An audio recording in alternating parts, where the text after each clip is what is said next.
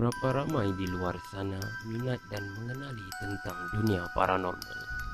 Channel Fenomena akan merungkai misteri dan kisah khas buat anda. Dalam episod kali ini, kita akan mengenali siapakah pasangan Ed dan Lorraine Warren. Siapakah Ed dan Lorraine Warren? Mereka adalah pasangan suami isteri yang diinspirasikan dalam filem terkenal Conjuring. Mereka boleh dikatakan sebagai pengasas kepada pengkaji dunia paranormal dan demonologi. Selain itu, pasangan ini juga adalah penulis dan panel yang menyampaikan ceramah perbincangan tentang kajian paranormal dan demonologi di universiti. Mereka mempunyai pengalaman yang luas dan telah terlibat dalam menyelesaikan masalah gangguan paranormal sepanjang usia karier mereka itu. Sebelum itu, mari kita mengenali dahulu Ed dan Lorraine Warren.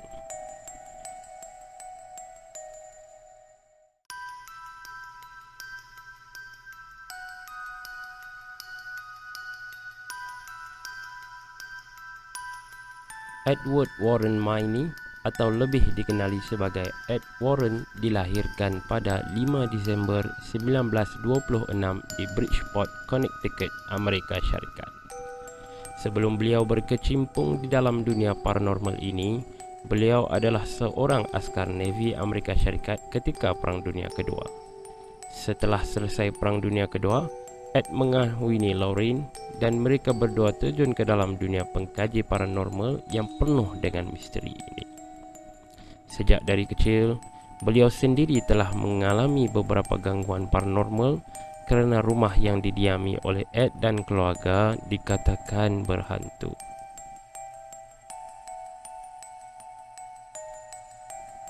Lorraine Warren atau Lorraine Rita Warren pula dilahirkan pada 31 Januari 1927 di Bridgeport, Connecticut, Amerika Syarikat. Lorraine pula dikatakan dianugerahkan kebolehan clairvoyant dan light transmedium, iaitu secara amnya kebolehan berhubung dengan alam paranormal. Dakwaan kebolehan Lorraine telah dibuktikan dari kajian saintifik oleh sekumpulan psikologis dan saintis dari UCLA. Ketika itu, kajian diketuai oleh Dr. Selma Moss. Banyak kes paranormal yang telah mereka selesaikan dan hadapi, tapi hanya beberapa kes yang diadaptasikan di dalam filem di bawah arahan James Wan.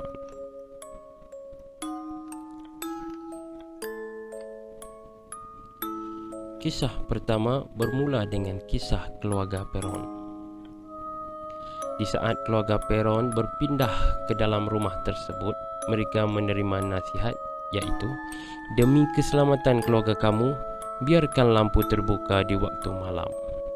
Tidak lama kemudian, keluarga Perron diganggu oleh makhluk gaib buat kali pertama.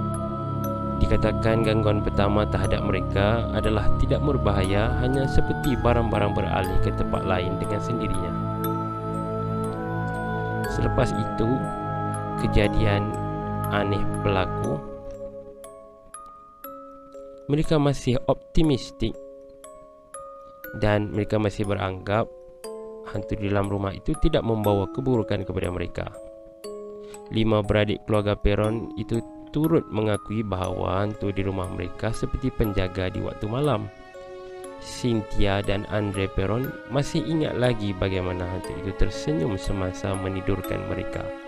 Ketika itu, mereka menyangka itu adalah ibu mereka yang menidurkan mereka. Rupanya itu adalah hantu. Langit tidak sentiasa cerah. Hari demi hari, gangguan bertukar menjadi ganas. Caroline Perron, iaitu ibu kepada 5 orang anak itu, merupakan orang yang paling terkesan dengan gangguan makhluk halus di rumah tersebut. Menurut Caroline, dia tahu ada sesuatu yang tidak kena selepas seorang wanita berpakaian kelabu muncul di sebelah katilnya dan menjerit, "Keluar! Keluar! Aku akan halau kau keluar dengan kematian." Wanita berpakaian kelabu itu mungkin adalah Bathsheba Thayer. Dikatakan wanita itu adalah seorang ahli sihir yang mati di dalam rumah mereka. Menurut Andre Peron, dia merasakan bahawa hantu tersebut berasa terancam dengan ibunya kerana dia menganggap hanya satu ibu saja yang patut berada di dalam rumah. Ada satu fakta menarik daripada kisah keluarga Peron ini. Saya pasti tidak ramai yang tahu. Sejak Conjuring ditayangkan, ramai orang telah percaya bahawa Bathsheba merupakan seorang ahli sihir yang mengorbankan anaknya untuk iblis sebelum menggantungkan dirinya di pokok hadapan rumah. Akan tetapi, watak Bathsheba sebagai ahli sihir yang mengorbankan anaknya itu hanyalah cerita rekaan semata-mata untuk mensensasikan filem Conjuring. Tetapi tidak dinafikan gangguan di dalam rumah tersebut memang wujud dan berlaku. Kisah sebenar tentang Bathsheba, dia adalah merupakan seorang wanita biasa yang sudah berkahwin dan mempunyai 4 orang anak. 3 anaknya dikatakan mati semasa kecil. Pada tahun 1885, Bathsheba mati selepas diserang angin ahmar dan dikebumikan di sebelah suami dan anak-anaknya yang telah mati. Kisah ini bermula dengan seorang jururawat pelatih bernama Donna dihadiahkan oleh ibunya sebuah patung sempena hari jadi yang ke-28. Pada awalnya, Donna berasa begitu gembira dengan pemberian hadiah tersebut. Walau bagaimanapun, semuanya berubah apabila Donna dan Angie mula menyedari ada sesuatu tentang patung itu. Patung tersebut dikatakan mula bergerak dan menyandarkan badannya dengan sendiri. Satu demi satu peristiwa aneh telah berlaku. Tidak lama kemudian, wujud sebuah nota misteri bertulis "Help us" yang tidak diketahui asal-usulnya. Lagi menyeramkan, darah juga mula menitik dari badan patung itu. Lou yang merupakan rakan lelaki kepada Donna dan Angie mendakwa bahawa patung itu sememangnya berhantu. Mereka bertiga kemudian mendapat tahu bahawa pemilik patung itu pada sebelumnya adalah milik seorang budak perempuan yang bernama Annabelle. Annabelle yang telah mati meninggalkan satu sumpahan kepada patungnya. Patung Annabelle dikatakan hanya ingin berasa selamat di sisi tuan barunya.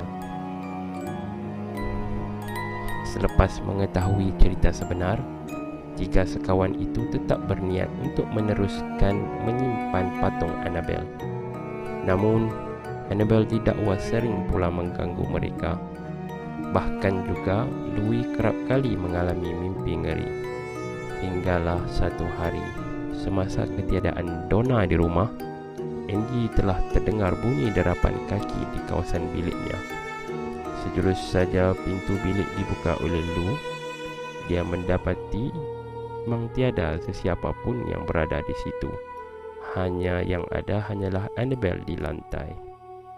Selepas Warren menembual Donna, Angie dan Lou, mereka membuat kesimpulan bahawa patung itu bukannya dirasuk, tetapi telah dimanipulasi oleh satu semangat yang sangat jahat. Menurut The Warren, roh cuma merasuki manusia dan bukannya benda yang hidup.